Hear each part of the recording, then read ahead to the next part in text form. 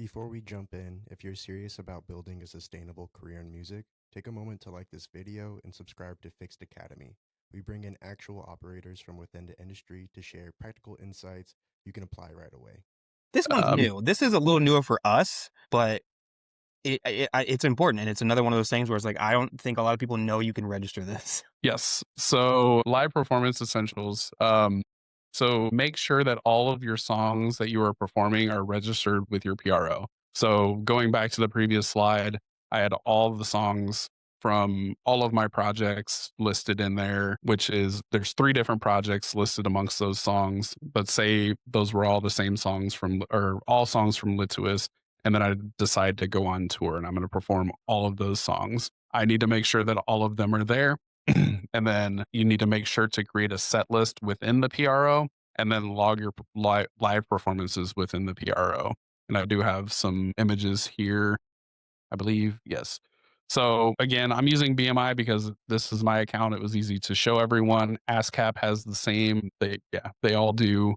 So you can click a set list on under BMI Live, and it will allow you to go in and customize a set list of what you were performing on your tour. And so you go in, just select the songs that are going to be on there. You can name the set list, say it was like Spring Tour 2026. You save that, and then that set list is saved in the system. And then on the right, you have your performances. And when you're performing live, the venues have to report the income from the shows, and you are paid out for those shows. So within these systems, ASCAP and BMI, I just started putting these in, done a little bit of work with ASCAP's side. Most of the venues that you would play will already be in the system because someone has already reported their live shows to those venues. And then you have to put in like when the show was, there's optional stuff in here. How many people were at the show? Did you have advanced ticket sales? Things of that sort. And then you can select the set list. And then when payment comes in from those venues,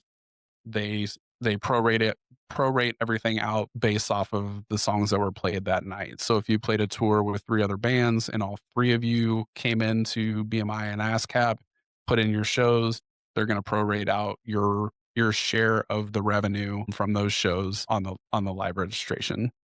Yep.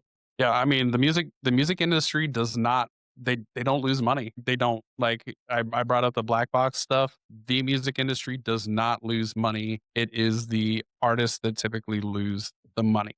So it will distribute money based on data, which is most of it's that metadata that we keep hounding on. But I like to think of it as the question isn't really, is my music making money? It's, am I built to collect my money? Yeah, that's a good point. We are about to wrap this up. Closing thoughts here on what's coming up next. The touring blueprint, booking agents, smart touring, and making money on the road. We have some really amazing people from Dynamic Talent Industry, Pinnacle Entertainment, and Echelon Artists, Chris, Daniel, and Liam. They've worked with the biggest of the big. They are getting these artists on tours, booking big things. So if that is anything you're interested in, please head over to fixedacademy.com and register for that. Thanks for that, Travis. I know, yeah, like I said, Yeah. it's not sometimes the it's not the sexiest part about being a rock star, but man, that money is No. good. Yeah, I mean, it's not. It's very back end, and like when people ask me about my job, I'm just like, I'm on the back end of the business, but it's, to me, it's the most important part of the business because, like, as a label, we're not going to be able to do anything without money. Artists aren't going to be able to do anything without money. Even as an independent, unless you're making money on your music, like to roll back in, like you're coming hand out of pocket to try to make things. It's becomes very difficult. And if there's any way that we can help and try to collect as much money for our artists as a label or help independent artists, with us being very artist forward, we want to do what we can. So like I enjoy talking about this stuff, and I'm always open to questions. If people want to ask now or even in the future, I'd be glad to answer questions. If you don't want to ask now and you want to think about it, there's always the Discord. You can jump in there and ask questions. Really, just thank you, Travis, for putting that together and all your time. And then Of thanks course. everybody for joining us. And we hope it was informational. And we hope you'll join us again. Thanks, everybody. Thank you. If you found this conversation to be valuable, please take a moment to like the video and make sure you're subscribed. It helps more independent artists discover these conversations. FiXT Academy is also supported by our Patreon members. If you want deeper conversations, extended sessions, and direct access to what we're building here, you can join us there. The link is in the description.